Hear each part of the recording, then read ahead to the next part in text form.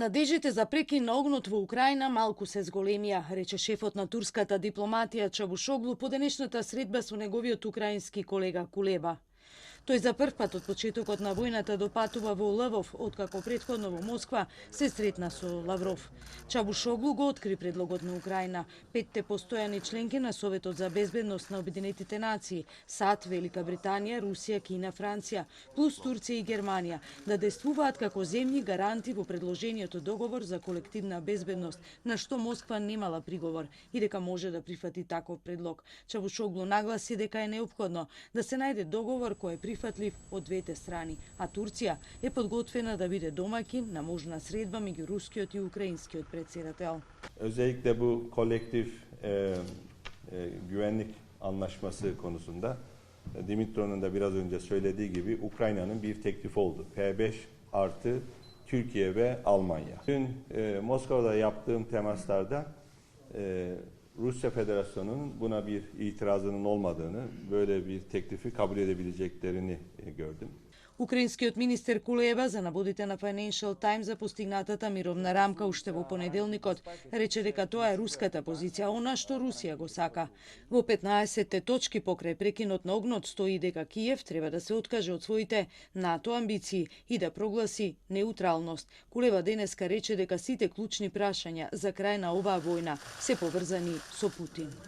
Ми домовилися, що будемо концентрувати наші зусилля на організації зустрічі президентів Росії та України, оскільки ми розуміємо, що саме з президентом Путіним треба вирішувати всі ключові питання, пов'язані з припиненням цієї війни. Додека траат дипломатските напори, ситуацијата во терен не се менува драматично.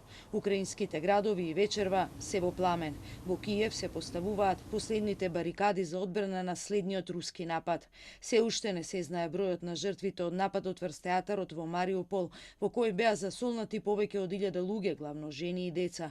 УНИЦЕФ ја потврди смртта на 50 по инвазијата на Русија, а претходно украинските власти соопштија дека се убиени најмалку 107 деца. Во северниот град Чернихов, според локалните власти, загинале повеќе од 50 цивили. Жителите на опколениот и веќе 90% разур над Мариупол се обидуваат да побегнат од руското гранатирање кое трае со денови. Во градот нема ниту храна, ниту вода, ни струја. Мы пытаемся выжить как-то. Просто даже не могу маме сказать, что я жива. У меня мама живет в Макеевке. Я не могу ей сказать, что я жива. Понимаете? У меня нету связи, ничего нет. Просто ничего нет. Это жестоко. У меня ребенок голодный, я не знаю, чем его кормить.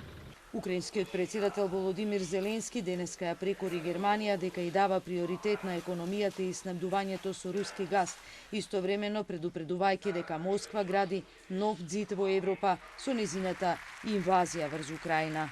Санкциите на Западот кон Русија денеска од земјината топка се проширија и во Вселената. Европската Вселенска агенција ја суспендираше својата мисија на роверот ExoMars, мисија започната од 2005 со руски Роскосмос, бидејќи практично, но и политички е невозможно да има лансирање во септември.